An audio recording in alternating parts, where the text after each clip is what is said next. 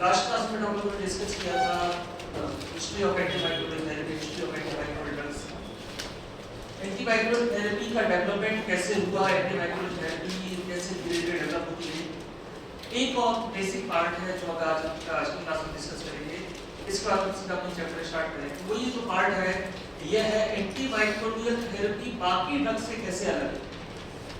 जब भी आप एंटीमाइक्रोबियल थेरेपी की बात करते हैं, एंटीबायोटिक्स की बात करते हैं, एक चीज बिल्कुल क्लियर है यहाँ पर हमें होनी चाहिए कि जैसे दूसरे ड्रग हम दे देते हैं एंटीबायोटिक्स नहीं दिए जा सकते। लास्ट क्लास में हमने बात की थी कि डॉक्टर जो करते हैं कि उन्हें थोड़ा सा लगा कि इन्फेक्शन तुरंत एंटीबायोटिक दे दिए। आजकल डॉक्टर से बिना पूछे लोग सेल्फ मेडिकेशन लेने लगे हैं। थ्रोट इन्फेक्शन हुआ, थोड़ा सा लगा, तुरंत वो एरिथ्रोमाइसिन ले लेते हैं, रोजिथ्रोमाइसिन ले लेते हैं। एंटीबायोटिक्स आप ऐसे नहीं ले सकते हैं जैसे दूसरे नॉर्मल ड्रग आप ले रहे हैं। अगर आप उस तरीके से यूज कर रहे हैं तो ये डेंजरस हो सकता है, क्योंकि एंटीमाइक्रोबियल थेरेपी से एसोसिएटेड, एंटीबायोटिक्स से एसोसिएटेड बहुत सारी प्रॉब्लम्स हैं जो नॉर्मल ड्रग प्रॉब्लम से अलग है। तो बेटा डॉक्टर को भी ये सजेस्ट किया जाता है कंपनीज की तरफ से कि आप इन कंडीशन में ही एंटीबायोटिक्स का यूज करें। वो बात अलग है बेटा कि जब उनके ऊपर एक लोड रहता है कि हमें ज्यादा निकालना है या हमें ज्यादा बिक्री करवानी है, ज्यादा सेल करवानी है, तो वो क्या करते हैं कि जिन लोगों को थोड़ा बहुत भी इन्फेक्शन उनको भी एंटीबायोटिक दे देते हैं। ये देना डेंजरस है। ठीक है, तो अगला पार्ट हम यही पर डिस्कस करने वाले, ये वाला इंपॉर्टेंट है बेटा, क्योंकि अब हम चीज यहाँ पर आज की क्लास में डिस्कस करेंगे। आगे जितने भी चैप्टर रहेंगे वहां न्यूरोलॉजी यूज होने वाली है वो यहाँ से रिलेटेड है। नेक्स्ट देखो, problems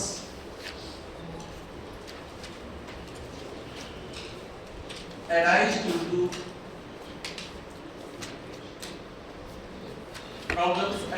to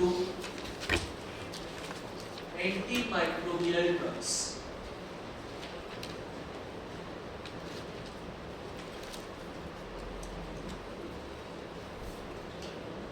Problems arise due to antimicrobial drugs. Problems काफी सारी यहाँ पर हो सकती हैं।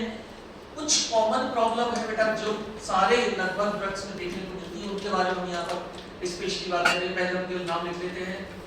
सबसे पहली प्रॉब्लम है टॉक्सिसिटी।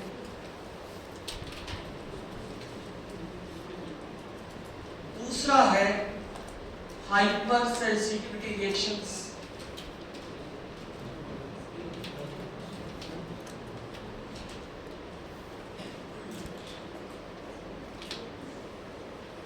पहली प्रॉब्लम कौन सी होगी? टॉक्सिसिटी। दूसरी है हाइपर सेंसिटिविटी रिएक्शंस। तीसरी है ड्रग रेजिस्टेंस।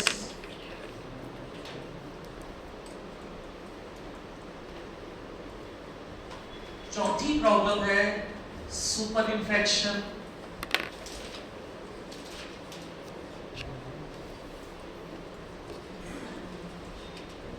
और लास्ट में nutritional deficiency. Nutritional deficiency. Nutritional deficiency, toxicity, hyper sensitivity reaction, drug resistance, super infection and nutritional deficiency. ये 5 मेन प्रॉब्लम है जब भी आप एंटीमाइक्रोबियल ड्रग्स की बात कर रहे हैं, एंटीमाइक्रोबियल थेरेपी की बात कर रहे हैं, तो ये प्रॉब्लम्स वहां पर देखने को मिलेंगे। इन प्रॉब्लम्स के बारे में एक एक करके डिटेल में डिस्कस करते हैं। पहले बात करते हैं बेटा टॉक्सिसिटी।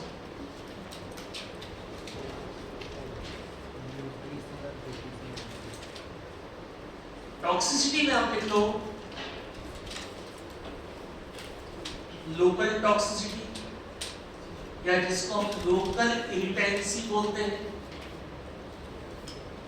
और दूसरा आता है इसमें डायरेक्ट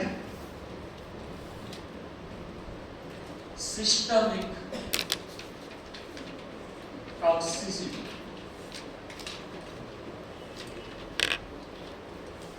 पहला है लोकल इरिटेंसी, दूसरा है डायरेक्ट सिस्टमिक टॉक्सिसिटी।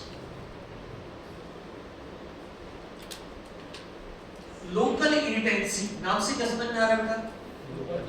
लोकल जहां पर आपने एंटीबायोटिक दिया है, जहां पर आपने अप्लाई किया है या ओरली आप दे रहे हैं, तो लोकल इफेक्ट शो करे, लोकल टॉक्सिसिटी वहां पर शो करे, local इरिटेंसी।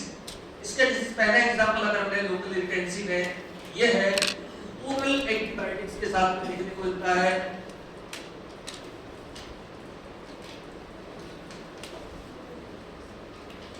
Gastric irritation, gastric irritation.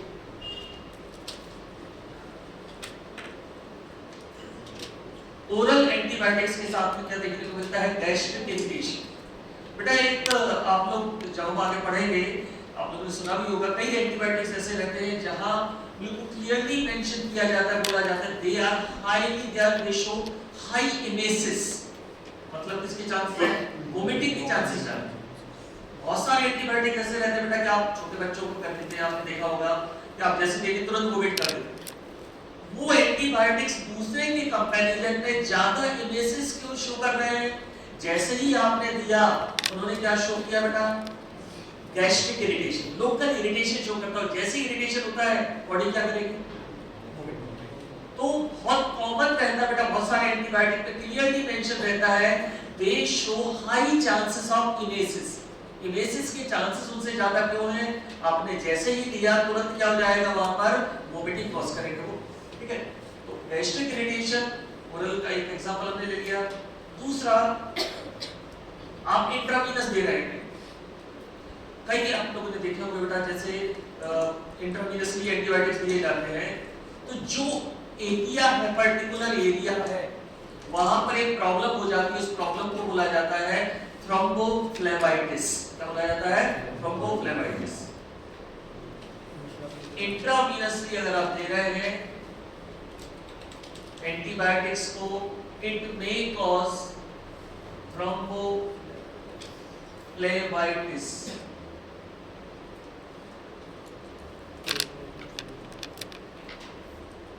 Thrombophlebitis आप में से कोई बता सकता है बेटा, सुना है थ्रोम्बोफ्लेबाइटिस?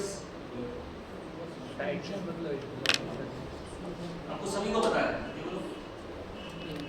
थ्रोम्बस का फर्क, हाँ, थ्रोम्बस थ्रोम्बस का फर्क, वेरी गुड। थ्रोम्बस का फर्क उससे क्या होगा बेटा?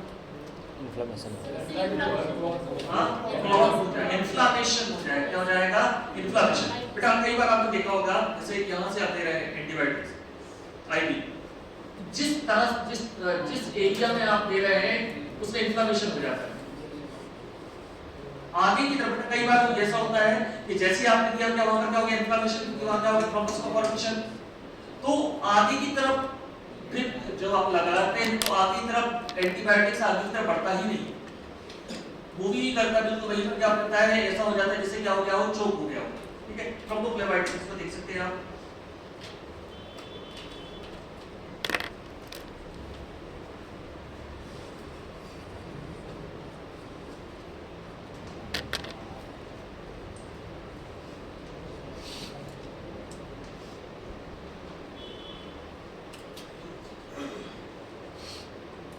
ये देखो बेटा इसमें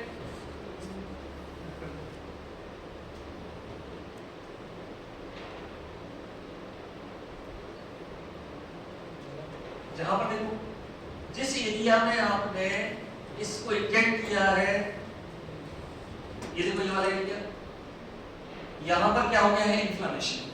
जहां पर आप इंजेक्ट कर रहे हैं वहां पर क्या हो गया है? इन्फ्लेमेशन हो गया है।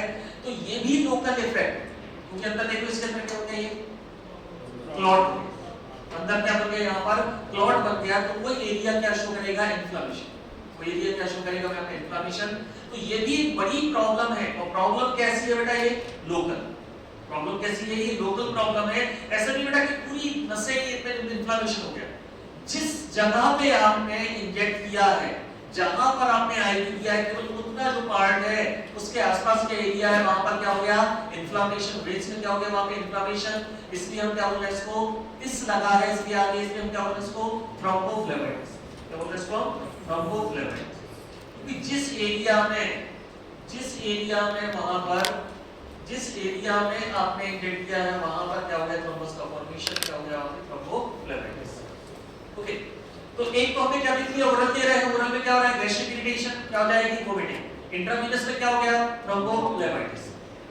लोकल यहां पर हम इफेक्ट शो इफेक्ट देख रहे हैं कि लोकल किस तरह के इफेक्ट हो सकते हैं। एक होता है बेटा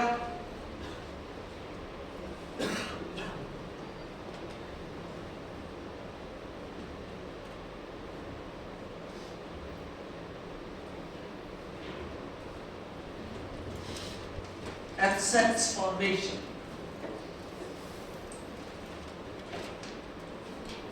ये आप सभी ने देखा होगा बेटा, इंट्रामस्कुलर इंजेक्शन पे जहां आपने इंट्रामस्कुलर इंजेक्ट किया है वो फोड़ा जैसा हो जाता है। बहुत सारे केसेस में हम देखा बोलते कि आपको इंजेक्शन पक गया, ऐसा बोलते गांव में क्या हो गया, इंजेक्शन पक गया। जहां पर आपने इंट्रामस्कुलर इंजेक्शन दिया है वहां पर क्या हो जाता है, फूल जाता है, फूल जाता है और पस जैसी दिखने लगती है, ऊपर उठा हुआ जैसा दिखने लगता है वहां पे। तो क्या बोला जाता है बेटा उसको, एब्सेस। क्या बोला जाता है, एब्सेस। एब्सेस फॉर्मेशन हुआ जब आपने क्या किया, इंट्रामस्कुलरली इंजेक्ट किया, एब्सेस, ABSCESS। एब्सेस फॉर्मेशन हो गया अगर आपने क्या किया वहां पे, इंट्रामस्कुलरली क्या किया, इंजेक्ट किया। पहली प्रॉब्लम हम कौन सी डिस्कस कर रहे हैं बेटा, टॉक्सिसिटी। इससे रिलेटेड टॉक्सिसिटी है ये एंटीबायोटिक्स।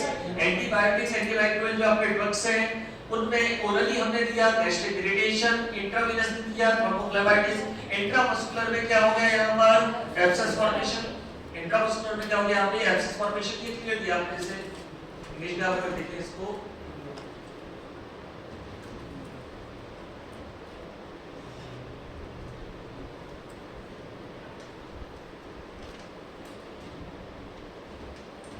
ये देखो बेटा, जहां आपने इंजेक्ट किया,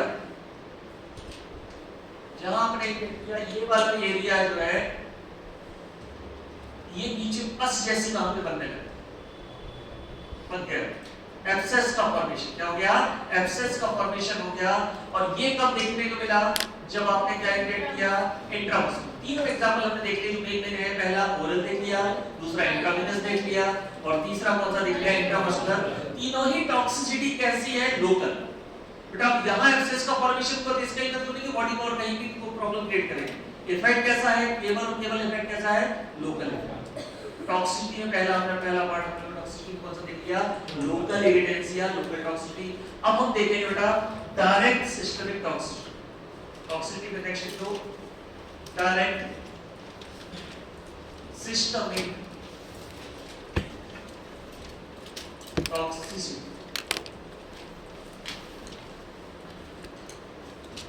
डायरेक्ट सिस्टमिक टॉक्सिसिटी।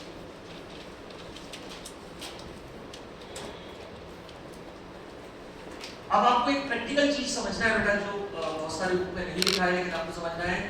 कोई भी एंटीबायोटिक ऐसा नहीं है जो ये शो ना करता। हर एंटीबायोटिक क्या शो करेगा, सिस्टमिक टॉक्सिसिटी। मतलब ब्लड में एंटीबायोटिक पहुंचा और वो क्या शो करने वाला है, सिस्टमिक टॉक्सिसिटी। तो बेटा जब हम मान के चल रहे हैं कि सारे एंटीबायोटिक्स क्या शो करेंगे, सिस्टमिक टॉक्सिसिटी शो करेंगे, तो किसको चुनोगे फिर आप, इसको चूज करोगे जो टॉक्सिक कम हो। और बेटा जो टॉक्सिक कम होता है ऐसे ड्रग के लिए, ऐसे एंटीबायोटिक के लिए कौन सा वर्ड वहां पे यूज किया जाता है, अच्छे से याद रखना बेटा, फार्माकोलॉजी हमेशा काम में आएगा। ऐसे एंटीबायोटिक्स, ऐसे एंटीबायोटिकल ड्रग जिनकी टॉक्सिसिटी कम है उनके लिए वर्ड यूज किया जाता है, they show high therapeutic index.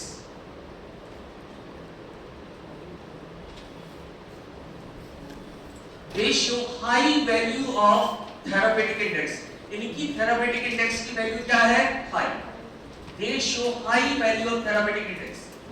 अच्छे से मार्क कर लो इस पॉइंट को। जो आपके लीस्ट टॉक्सिक एंटीबायोटिक है उनके बारे में क्या बोला जाता है, they show high value of therapeutic index। उनके therapeutic index की वैल्यू क्या है, हाई। therapeutic index हाई है इसका मतलब है टॉक्सिसिटी कम है। मतलब ध्यान समझ बेटा, आपका 80 मिलीग्राम ड्रग, 80 मिलीग्राम ड्रग अगर थेरापेटिक इफेक्ट शो कर रहा है तो 400 मिलीग्राम टॉक्सिक होगा। मतलब लगभग कितना गुना, 5 गुना। आपके पास क्या ज्यादा बढ़ गई बेटा, विंडो मिल गया, आपके पास एक मार्जिन मिल गया कि गलती से थोड़ा ज्यादा भी हो गया तो प्रॉब्लम नहीं है। बेटा गलती से तो ये बोल सकता है कि यार गलती से मैंने एक की जगह 5 टैबलेट खा ली, नहीं, मार्जिन जहां कम है, थोड़ा सा ज्यादा ड्रग हो गया, टॉक्सिक हो गया, तो आप क्या बोलोगे, थेरापेटिक इंडेक्स क्या है, लो। थेरापेटिक इंडेक्स हाई है, वहां पर टॉक्सिसिटी तभी आ सकती है जब कोई जानबूझ के आपको ज्यादा ड्रग दे, ज्यादा डोज दे। यहां पर थेरापेटिक डोज कितना है, 80 मिलीग्राम, और टॉक्सिसिटी कितने में आ रही है, 400 में, 5 गुना ज्यादा। आपके पास मार्जिन बहुत बढ़ गया, मतलब आप गलती से नहीं बोल सकते हो गलती से हमने 5 गुना ज्यादा ले लिया। अगर लेंगे तो क्या लेंगे, या तो सुसाइडल अटेम्प्ट होगा, या फिर कहीं ना कहीं ये होगा कि हम कोई एक्सपेरिमेंट करके देख लेते। कई बार आदमी करता है कि यार एक से नहीं हुआ, 2 टैबलेट खा लो, 3 टैबलेट खा लो, लेकिन कोई ये नहीं बोल सकता कि गलती से ले लिया। मतलब ऐसे ड्रग के बारे में क्या बोलोगे, क्या शो कर रहे हैं, हाई थेरापेटिक, तो बेटा बच के किससे रहना है हमें, लो थेरापेटिक, जिनका थेरापेटिक इंडेक्स कम है। थेरापेटिक इंडेक्स कम मतलब थोड़ा सा ज्यादा हो गया, इवन नॉर्मल डोज में भी क्या शो कर सकते हैं, टॉक्सिसिटी शो करते हैं। और बेटा आपके लिए याद रखना भी जरूरी है और एग्जाम के पॉइंट ऑफ व्यू से भी जरूरी है। 2 एग्जांपल मैं लिखवाऊंगा, उसमें बहुत सारे दिए हैं, लेकिन बेटा 2 आपको अच्छे से याद रखने के बाद क्वेश्चन नहीं जाएगा, ठीक है। देखो इसमें एग्जांपल लिखो, drugs with very low therapeutic index,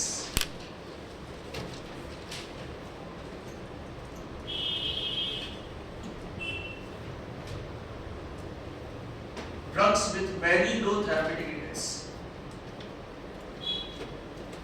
जिनका थेरापेटिक इंडेक्स बहुत कम है।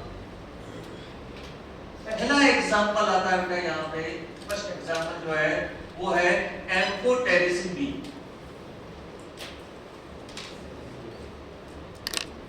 एम्फोटेरिसिन बी फर्स्ट एग्जांपल आता है यहाँ पर, एम्फोटेरिसिन बी।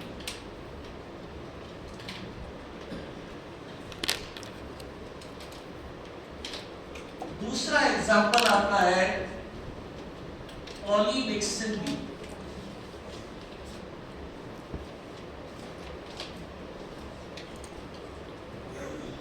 पहला एग्जांपल है एम्फोटेरिसिन बी, दूसरा एग्जांपल आता है पॉलीमिक्सिन बी।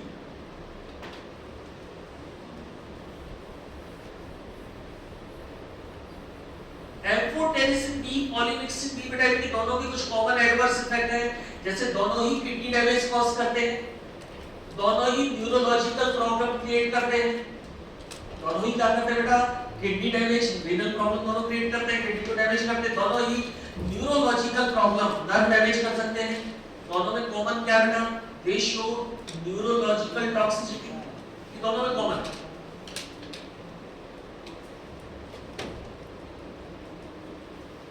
दोनों में क्या कॉमन है बेटा, एक तो किडनी डैमेज, दूसरा न्यूरोलॉजिकल टॉक्सिसिटी। इसके अलावा बेटा जो एम्फोटेरिसिन बी है, इसका एक अलग से टॉक्सिसिटी ये शो करता है, एडवर्स इफेक्ट शो करता है, bone marrow depression, bone marrow depression, bone marrow depression.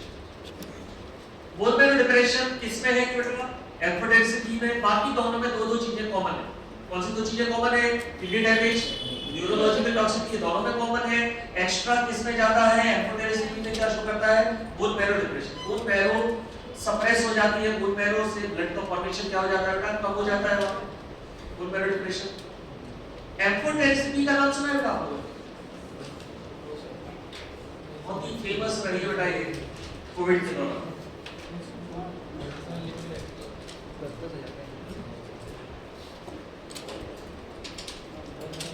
नहीं सुना, एम्फोटेरिसिन बी, हाँ, anti fungal, very good, anti fungal. Amphotericin be well known anti fungal drug है बेटा, बहुत पुराना एंटी फंगल ड्रग है, उसके बावजूद इसका यूज लगभग बंद हो चुका है, इसका उपयोग होना बंद हो गया, इसका यूज होना बिल्कुल बंद हो गया था, थोड़ा बहुत कहीं कहीं यूज होता था। लेकिन कोविड के दौरान क्या हुआ, बहुत इंटरेस्टिंग बेटा, ध्यान सुनना। कोविड के दौरान क्या हुआ कि लोगों का इम्यून सिस्टम सप्रेस हुआ। बेटा जब भी वायरल डिजीज होती है, वायरस क्या करता है, हमारे शरीर को कमजोर कर देता है, इम्यून सिस्टम को कमजोर कर देता है। तो कोविड तो लोगों का ठीक हुआ, लेकिन कोविड के कारण क्या हुआ, इम्यून सिस्टम कमजोर हो गया। तो लोगों में एक प्रॉब्लम देखने को मिली, आप सभी ने उसके बारे में सुना है बेटा, black fungus, mucormycosis, black fungus जो कोविड के बाद लोगों में देखने को मिली। और ब्लैक फंगस में बहुत सारे लोग मारे गए, जो कोविड से सरवाइव कर गए थे वो किसके कारण मारे गए, ब्लैक फंगस। इस एरिया में स्टार्ट होता है आपके पास, आपको कवर कर लेती है, आपको आंख चली जाती है उसमें, ठीक है। अब बहुत इंटरेस्टिंग पॉइंट इसमें क्या बेटा, ब्लैक फंगस में जितने लोग मारे गए उन सबके मरने का लगभग एक ही तरीका था। ब्लैक फंगस में जितने लोग मारे गए उन सबके मरने का एक ही कारण था, और वो कारण था किडनी डैमेज। अब आप समझे बेटा वो क्यों मारे गए, वो एक्चुअली ब्लैक फंगस के कारण नहीं मारे गए, किसी कारण मारे गए, एम्फोटेरिसिस, एक ऐसा ड्रग जिसको पॉइजन बोला जाता है फार्माकोलॉजी की लैंग्वेज में, वो दिया गया, रेगुलरली दिया गया लोगों को, और जिनको भी ये दिया गया उनके सर्वाइवल के चांसेस क्या हो गए, कम हो गए। तो लोगों को ये जो लग रहा था, न्यूज़पेपर वाले लिख रहे थे ब्लैक फंगस से इतने लोगों की मौत हुई, एक्चुअली ब्लैक फंगस से मौत नहीं हुई थी, मौत किसके कारण हुई थी, एम्फोटेरिसिस जो दिया जा रहा था। अब कारण क्या है बेटा, एम्फोटेरिसिस हमारे पास अभी भी ब्लैक फंगस के लिए कोई स्पेसिफिक ड्रग नहीं है, तो दूसरे ड्रग के साथ साथ क्या दिया जा रहा था, एम्फोटेरिसिस। जो अच्छे डॉक्टर थे बेटा वो अवॉइड कर रहे थे, वो लो डोज एंटी फंगल दूसरे ड्रग दे रहे थे, एजोल्स दे रहे थे वो लोग।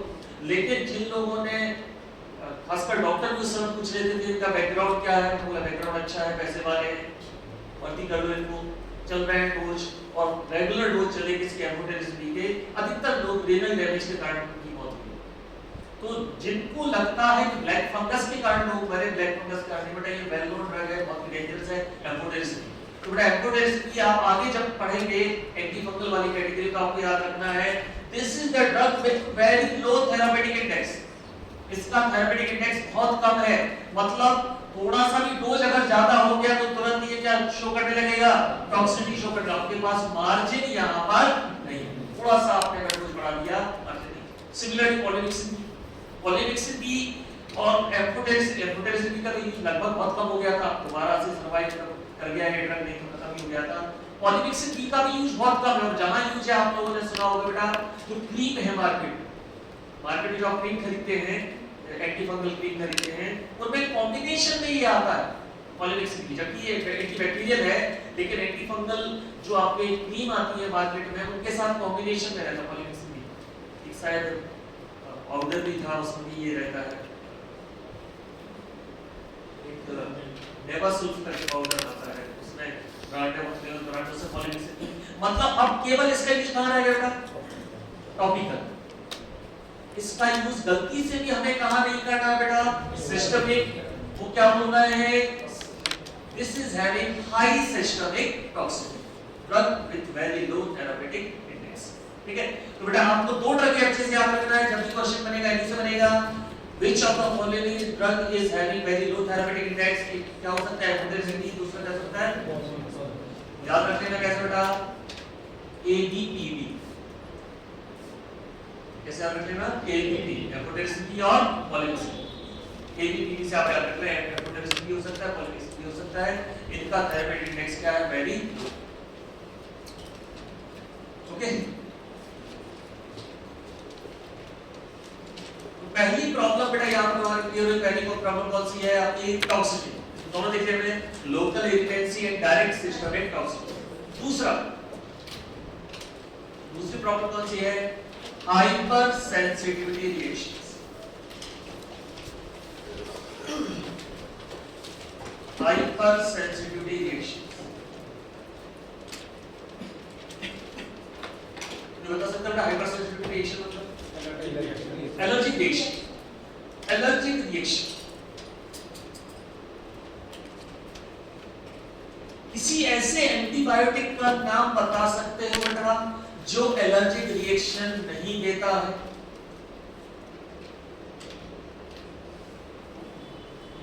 डॉक्टर सुनाओ यार, ये एंटीबायोटिक बहुत अच्छा है।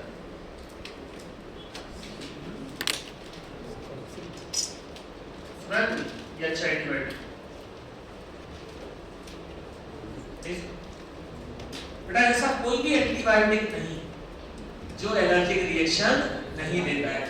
सारे एंटीबायोटिक बेटा ये कॉमन आपको मिलेगा, क्या कॉमन मिलेगा? Hyper sensitivity reaction. अब समझो बेटा होता कैसे है। एंटीबायोटिक मतलब बॉडी के लिए क्या है? पॉइजन।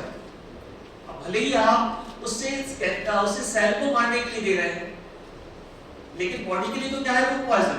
बेटा बॉडी का इम्यून सिस्टम सतर्क हो जाता है कि बॉडी के साथ कुछ गलत हो रहा है, तो उस रिस्पांस में इम्यून सिस्टम किसको रिलीज करवा देता है? हिस्टामिन। और हिस्टामिन जब रिलीज होते हैं तो बॉडी में क्या आने लगती है? Allergic reaction. और ध्यान सुनना बेटा, आपकी बॉडी में बाहर से आपने ड्रग दिया तो आप तो ड्रग अपनी भलाई के लिए दे रहे हैं, क्योंकि हमें किससे बचाव करना है? इन्फेक्शन से। लेकिन बॉडी तो ये समझ रहा है बेटा कि बॉडी के लिए क्या है? पॉइजन। तो इम्यून सिस्टम अपने बचाव में क्या रिलीज करेगा? हिस्टामिन। तो जब हिस्टामिन रिलीज करेगा तो एलर्जिक रिएक्शन के फॉर्म में बॉडी में देखने को मिलेगा। उन्हें हम क्या बोलते हैं बेटा? हाइपर। क्यों नाम दिया गया बेटा इसको hyper sensitive reaction? Immune system कैसा हो गया है? Hyper sensitive. कैसा हो गया है? हाइपर सेंसिटिव हो गया है। ठीक है, आप किसी के साथ जा रहे हैं, आप जा रहे हैं किसी अपनी मित्र के साथ जा रहे हैं, सामने से दो लड़के देख रहे थे उसको, आप तो लोग यहाँ में क्या कर रहे हैं? क्या देख रहा है? इसको देख रहा है क्या? अरे क्यों आगे फोड़ दूंगा कि इसे क्या बोलते हैं हम? Hyper sensitive. इसे क्या बोल सकते हैं हम? हाइपर। सिंपल है। ठीक है, हाइपर सेंसिटिव क्योंकि बेटा बॉडी के बाहर कुछ बाहर से आ रहा है, हम तो अपने भले के लिए गए कि इन्फेक्शन। बेटा कई लोगों को क्या होता है कि मालूम बेटा मैंने इतने सारे केसेस देखे, बहुत सारे कॉलेज स्टूडेंट्स हैं जो मुझे कॉल करते हैं, और तब मुझे बहुत सारी नई चीजें और जानने को मिलती है। एक हमारे परिचित हैं, उनको एक ड्रग से एलर्जिक रिएक्शन हुई, एंटीबायोटिक्स रेसिस आ गया, उन्हें लगा कि उन्हें कोई इन्फेक्शन हो गया। ठीक है, वो यहाँ अपना अयोध्या बाईपास में हॉस्पिटल खुला है, जगह जगह हॉस्पिटल खुले, अयोध्या बाईपास में हॉस्पिटल खुला है बालाजी करके, वहाँ वो गए, राजीव नगर में खुला है, वहाँ पे खुला है, बालाजी तो ये है, राजीव नगर में खुला है। तो वहाँ वो गए, तो वहाँ पे उन्होंने जो भी डॉक्टर रहा, मुझे नहीं पता कौन डॉक्टर रहा, जो भी डॉक्टर रहा, उसने उन्हें टेट्रासाइक्लिन की इंजेक्शन दी थी। अब आप मजेदार बात देखो बेटा, उन्हें एक्चुअली इन्फेक्शन नहीं था, क्या था? Allergic reaction. और वो भी किसके कारण हुई थी? उन्हें एंटीबायोटिक का। तो उन्होंने क्या किया? एंटीबायोटिक। और एंटीबायोटिक, अब वो एंटीबायोटिक हाई डोज दिए जा रहा हूँ 3 दिन लगातार उनको, और उनकी हालत बहुत खराब। बिल्कुल टेट्रासाइक्लिन मतलब highly one of the most toxic antibiotic माना जाता है टेट्रासाइक्लिन। हालत उनकी और खराब हो गई। अब उन्हें लग रहा है कि उनका इन्फेक्शन बढ़ रहा है। अभी तक जबकि इन्फेक्शन शुरू भी नहीं हुआ, उन्होंने मुझे कॉल किया तो मैंने कहा कि कैसा इन्फेक्शन? वो बोले ऐसे ऐसे। मैंने कहा कोई इन्फेक्शन की एलर्जी है क्या? दिया उन्होंने। मैंने कहा आप मुझे देखो, तो उन्होंने वो इंजेक्शन की फोटो खींच के भेजी। मैंने बोला कि आप ऐसा करो, यहाँ पे मेरे पास एक डॉक्टर है, इसके बालाघाटों से आप दिखा लो, आपको कोई इन्फेक्शन नहीं। गए और 2 डोज में ठीक हो गए। लेकिन प्रॉब्लम कहाँ पर थी कि अब मुझे जो भी डॉक्टर है, मुझे नहीं पता किस डॉक्टर ने उन्हें वो दिया हुआ टेट्रासाइक्लिन, कि ऑलरेडी जो प्रॉब्लम थी, प्रॉब्लम को क्या किया? और ज्यादा बढ़ा। ठीक है, जब भी आप बेटा, आपको भी बहुत सारे लोगों को लगता है कि बॉडी में कुछ रेसिस होकर लगता है इन्फेक्शन हो गया। आजकल तो ड्राइनेस के कारण रेसिस हो रहे हैं, तो मार्केट से तुरंत जो आप लोग क्रीम खरीद के लगाने लगते हैं, बेटा मत लगाओ, क्योंकि उससे ठीक भी लगने लगता है आपको। क्यों? क्योंकि उसमें क्या रहता है बेटा? स्टेरॉइड। स्टेरॉइड तुरंत आराम कर देगा, क्योंकि एंटी एलर्जिक इफेक्ट को शो करते ही आपको लगेगा कि आपको कोई इन्फेक्शन हुआ था। इन्फेक्शन हुआ ही नहीं था। एक डॉक्टर है यहाँ पे बहुत फेमस, अनुराग तिवारी, 10 नंबर पे है, बड़ा मुश्किल अपार्टमेंट मिलता है। उनके हमारे मित्र गए, उन्होंने वो दिखाया, ले देखो इन्फेक्शन हुआ, बोले कुछ नहीं है, तो मिनट इसका नारियल का तेल लगाना, कुछ नहीं, और जाके काउंटर से पैसे वापस ले जाना। तो बड़ा डॉक्टर बड़ा अच्छा लगा मुझे, वो तो जाते हैं काउंटर से करते पैसे वापस ले जाते, कुछ नहीं है, ये ड्राइनेस के कारण है, कुछ भी नहीं है।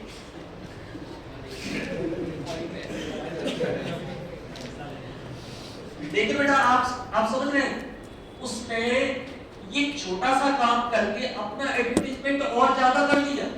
तो उसने कितने वापस पैसे किए? वापस किए उसको 400 रुपए लगते थे। 50 रुपए वापस किए, लेकिन लगभग 4-5 साल हो गए, मैं कम से कम 50 लोगों को ही बोलता हूँ। एडवर्टीजमेंट है कि नहीं? ये बड़ा एडवर्टीजमेंट है, मतलब लोगों को लगता है कि वो बेईमानी से पैसे कमा सकते हैं। मुझे लगता है कि ईमानदारी से और ज्यादा पैसे कमाए जा सकते हैं, क्योंकि आपका कंपटीशन बहुत कम है।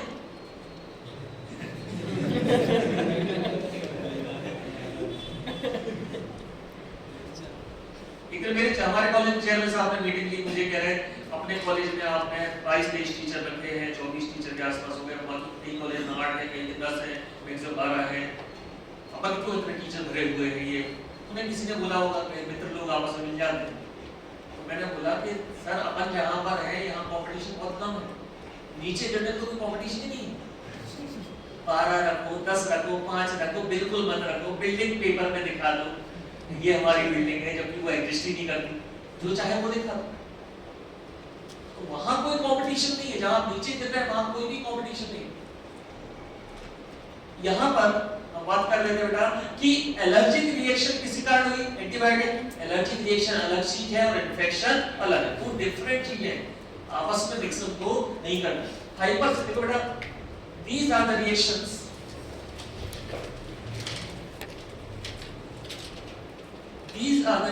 produced by normal immune system. These are the reactions produced by normal immune system in response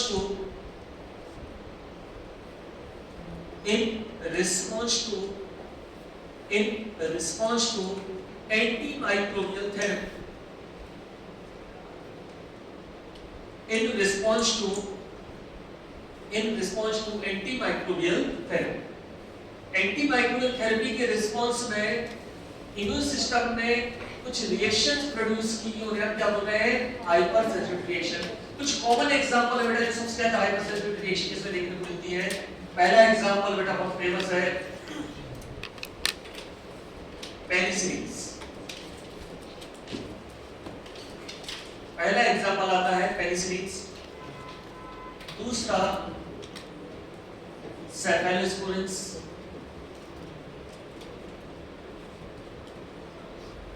पहला पेनिसिलिन हो गया, दूसरा सेफेलोस्पोरिन हो गया, तीसरा टेट्रासाइक्लिन्स,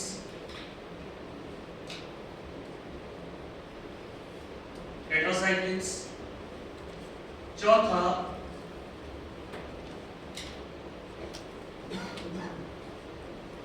सल्फोनामाइड्स।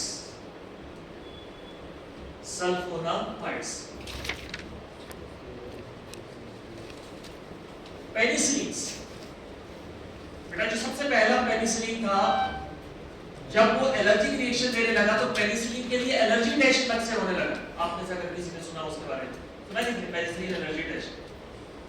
अगर डॉक्टर को आपको पेनिसिलिन देना है, आजकल तो वैसे कम होता है, अगर डॉक्टर को आपको पेनिसिलिन देना है तो क्या करता है? हल्का सा ऊपर, हल्का सा जो आपका सरफेस पे सबसे ऊपर वाली लेयर में सबक्यूटेनियस क्या दे देगा? पेनिसिलिन, और एक पेन से मार्क कर देगा 1.5 से 2 घंटे के लिए। अगर आप पेनिसिलिन के लिए एलर्जिक हो तो क्या आ जाएगा वहां पे? रेसिस्टेंस, फिर वो आपको पेनिसिलिन नहीं देगा।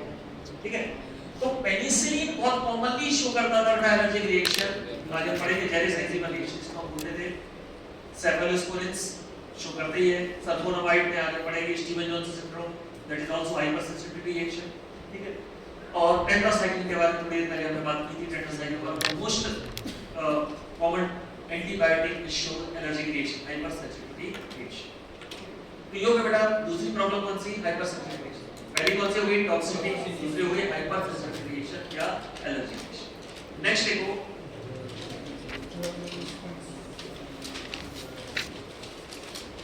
Drug resistance.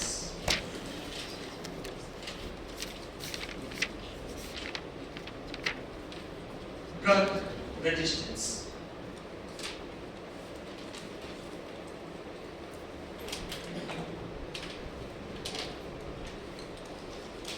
एंटीबायोटिक्स का डेवलपमेंट जितना होता गया बेटा, साथ साथ ये भी होता है ड्रग रेजिस्टेंस। जो एंटीबायोटिक जिस डोज में पहले काम कर रहे थे, आज वो काम नहीं कर रहे। आप गूगल पे सर्च करके बहुत सारी आपको इमेज मिल जाएंगी। इस एंटीबायोटिक के अगेंस्ट ये स्ट्रेन पहले ऐसा रिस्पॉन्स दे रही थी, मतलब हमारा एंटीबायोटिक ऐसा काम कर रहा था, अब उतना इफेक्टिव नहीं। बहुत सारे आपको ऐसे एग्जांपल मिल जाएंगे। ऐसा क्या हुआ कि जो एंटीबायोटिक पहले काम कर रहा था वो एंटीबायोटिक अभी काम नहीं कर रहा। तो बेटा दो तरह से रेजिस्टेंस होता है।